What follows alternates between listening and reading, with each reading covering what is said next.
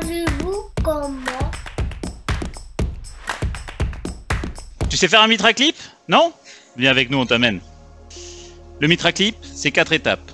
Ponction transeptale, navigation dans l'oreillette, grasping et largage. Mais avant tout, on va voir le malade du jour. Bienvenue à Bordeaux. Alors on va voir aujourd'hui l'anatomie mitrale pour cette réparation bord à bord. Donc tout d'abord la vue 3D en face, vue chirurgicale. On voit qu'il y a un prolapsus de P2 assez central, assez limité avec une petite rupture de cordage. Ensuite avec la couleur, on voit que la fuite est vraiment très limitée au niveau de la zone de prolapsus. Sur les vues biplanaires, on s'aperçoit que la zone qui prolabe est vraiment essentiellement en zone 2. La surface mitrale est large, 7 cm², la largeur 11 mm, donc on est inférieur à 15 mm. Les feuillets ne sont pas calcifiés, souples, donc on est sur une forme anatomique simple avec une prolapsus de P2 isolé, étroit, sans haute atteinte, sans calcification, avec une large surface mitrale. Pendant que Guillaume va faire la ponction, Julien, on peut discuter de la stratégie? Idéalement, on partirait sur un clip de longue taille pour le feuillet de plus de 10 mm et la grande anatomie mitrale, et sur un W, puisqu'on est à 12 mm de largeur de prolapsus, ce qui fait qu'on devrait pouvoir le traiter complètement avec un seul XTW. Donc je pense qu'on partirait sur une stratégie avec un XTW en zone 2. Dans notre centre, nous utilisons une ponction veineuse éco-guidée et un pré-closing avec 2 ProGlide pour fermeture à la fin de la procédure. Les ProGlide sont en place, on va avancer le guide 32 qui va nous permettre de faire coulisser le système de ponction transeptale. Nous utilisons le système Baylis qui permet d'avoir une meilleure précision de ponction. Donc on a suivi la descente de l'aiguille de transeptale sur la bicavale avec le petit axe en biplan. On est au site de ponction qui paraît idéal, en correspondance sur la fusion. On peut faire la mesure de la hauteur par rapport à la valve mitrale. Vous voyez ici qu'on la voit directement depuis la vue biplan. Donc on peut mesurer la hauteur. On est à 48 mm, 49 mm, donc on est largement assez haut, on a plus de 40 mm pour cette zone de ponction. L'aiguille est sortie, on va pouvoir appliquer la radiofréquence. Une fois le septum passé par l'aiguille, on avance le cathéter et à travers ce cathéter, on va passer un guide superstif. En général, on fait une demi-dose d'héparine au moment de la ponction veineuse, puis on complète l'héparinothérapie après le transeptal pour un ACT à plus de 300 secondes. Une fois le guide superstif positionné dans la veine pulmonaire supérieure gauche, nous procédons à une dilatation de la veine fémorale avec un dilatateur 18 French. L'avancée du guide du MitraClip Abbott se fait après activation du revêtement hydrophile avec une compresse mouillée. Avant l'introduction dans la veine fémorale, on applique du moins au guide pour rectifier la trajectoire.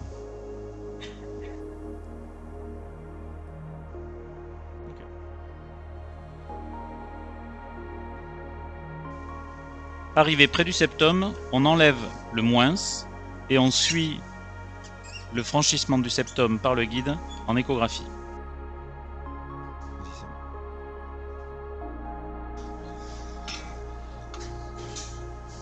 On fixe à présent le guide sur son support.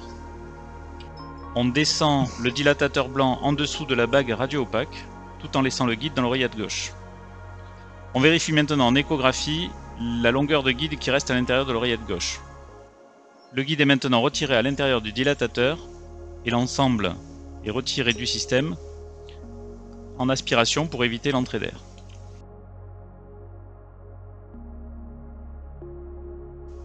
Le guide en place dans l'oreillette gauche, nous introduisons maintenant le MitraClip dans le guide, en veillant à ce qu'il n'y ait pas de bulles qui rentrent dans le système et en alignant bien les lignes bleues. La première étape étant terminée, la ponction transeptale, nous pouvons avancer le guide et nous allons naviguer dans l'oreillette, deuxième étape. Ici, nous pouvons reculer un petit peu le guide en même temps que le clip est avancé. Une fois que la plateforme noire à la base du clip est sortie, nous pouvons faire ce que l'on appelle le check de passe, vérifier en avançant gentiment le clip qu'il ne rencontre aucune structure.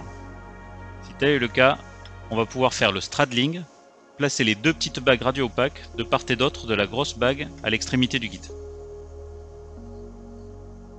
Pour la navigation dans l'oreillette, on peut utiliser la vue 3D.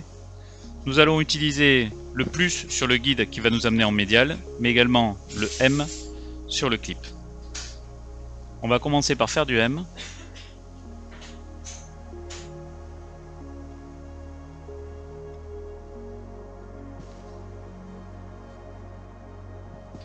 On va maintenant pouvoir ouvrir les bras, grippers up, unlock le clip, ouverture des bras.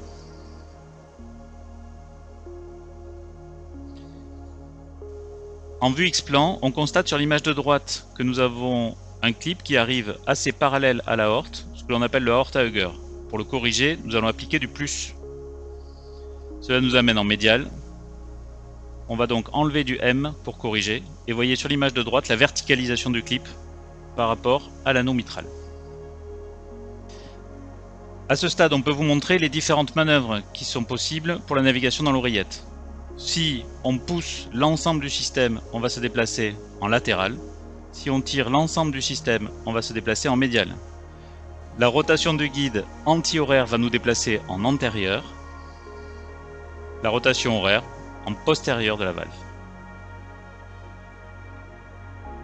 Nous pouvons ensuite appliquer de la rotation horaire sur le clip ou anti-horaire. Une fois que l'axe de grasping est choisi, on peut orienter le tube de rayons X de façon à superposer les bras en scopie, ce qui nous permettra de vérifier l'absence de rotation lorsque nous plongerons dans le ventricule.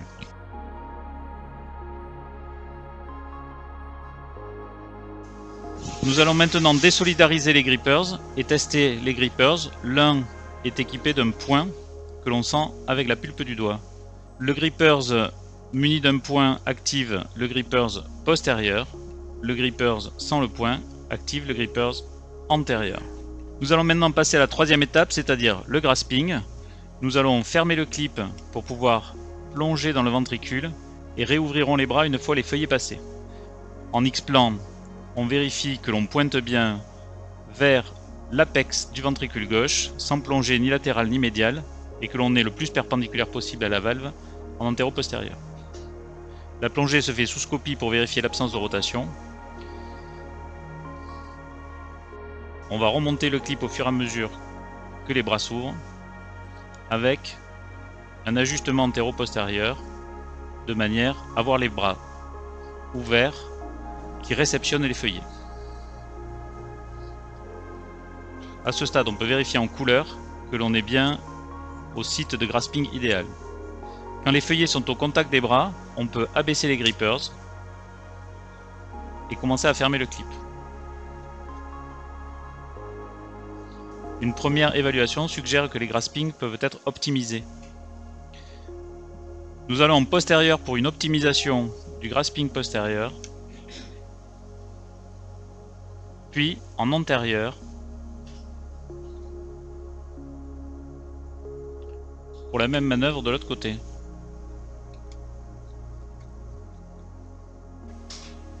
Après optimisation des deux feuillets, nous finalisons la fermeture du clip.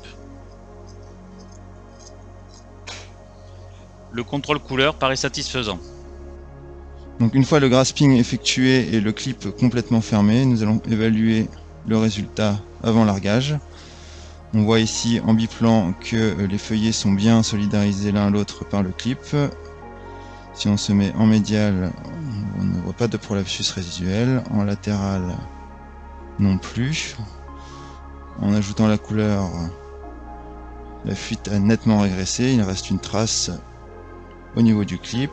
En médial, il n'y a plus de fuite. En latéral, il n'y a plus de fuite. L'étape d'après est d'évaluer en 3D. On voit très bien le triangle généré par le grasping sur le feuillet postérieur, les deux autres orifices, l'absence de fuite significative en 3D couleur, et enfin le gradient qui va être bas vu la taille des orifices restants. 2 mm de mercure de gradient moyen. Donc un bon résultat. Quatrième et dernière étape, le largage final du clip. on va commencer par faire un final angle test pour être sûr que le clip ne s'ouvre pas, et en fluoro et en écho. S'il n'y a pas d'ouverture, on peut repartir en fermeture. Nous allons ensuite retirer le fil de la lock line. À partir de ce moment, le clip ne peut plus être retiré. Nous allons ensuite positionner la molette d'ouverture des bras en position neutre. Retirer la goupille. Aller dans le sens d'ouverture pour faire apparaître le méplat sur la vis finale. Et faire 8 à 10 tours pour dévisser le clip. Pour le largage final, nous allons tirer sur la vis, casser les grippers line et reculer le système à l'intérieur du guide.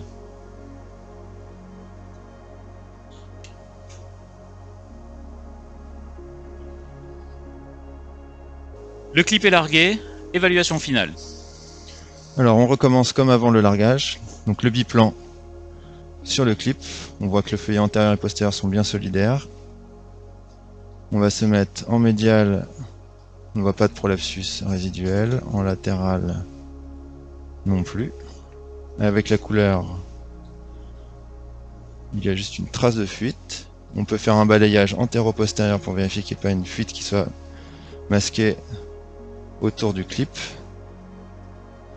Il n'y en a pas. En latéral, il n'y en a pas non plus.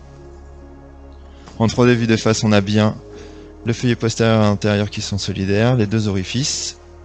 Pas de prolapsus résiduel, pas de fuite résiduelle.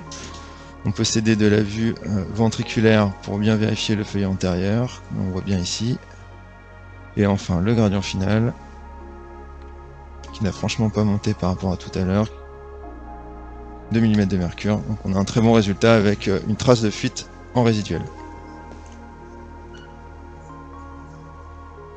Merci à tous pour cette procédure MitraClip. En moins de 15 minutes de fluoroscopie, nous avons pu positionner un clip sur une valve mitrale et la fuite est passée de grade 4 à l'état de trace, sans élévation du gradient. Alors, savez-vous faire un MitraClip ? Maintenant oui.